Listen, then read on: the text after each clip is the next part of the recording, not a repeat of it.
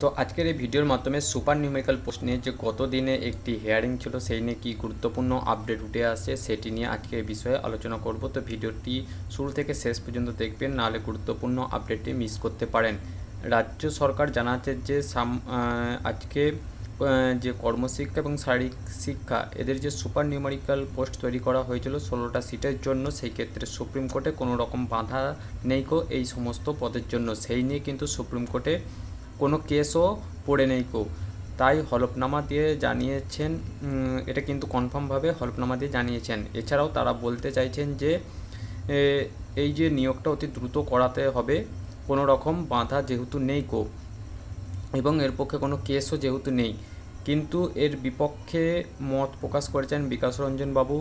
তিনি বলছেন যে এসএসসি আগে হলফনামা দিয়ে বলেছিল যে তারা কিন্তু এই যে নিয়োগ কিছু ভুল ত্রুটি আছে সেইগুলো সংশোধন করার জন্য কিন্তু এই সুপার নিউমেরিক্যাল পোস্ট তৈরি করেছে।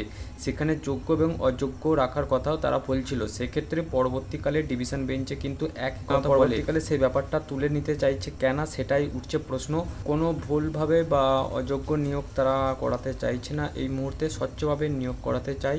এই যে 16টা নিয়োগের যে বলা হয়েছে কর্মশিক্ষা এবং শারীরিক শিক্ষা সেই নিয়ে, তো ওখানে সব কিছু ঠিক আছে। প্রত্যেকটি নিয়মই অতি দ্রুত কমপ্লিট করা হোক, সে অর্ডারটার দিন তো পরবর্তীকালে দেখা যাবে কি হয় না হয়। তো জাস্টিস বিশ্বজিৎ বসু তিনি জানিয়েছেন যে হলফনামা দিয়ে সুপ্রিম কোর্টে যেমন কিছু কেস পেন্ডিং ঠিকই আছে এই কেস নিয়ে, সেক্ষেত্রে যে পেন্ডিং থাকার জন্য রাজ্য সরকার কি সুপার নিউমেরিক্যাল পোস্ট তৈরি করতে পারে না সেটি হচ্ছে সবথেকে বড় প্রশ্ন। আর সেই হলফনামা দিয়ে চেয়েছে সুপ্রিম কোর্ট থেকে সেই ক্লিয়ারেন্সটা আনতে হবে।